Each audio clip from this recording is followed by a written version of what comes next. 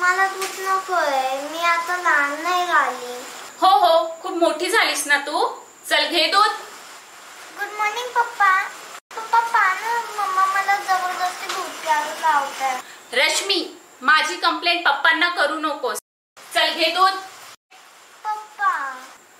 अहो सांगा ना हिला. बाय पप्पा. अहो नाश्ता तर करून घ्या.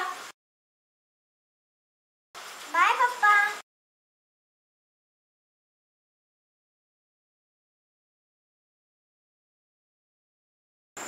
चहा करू का? नको, पाणी.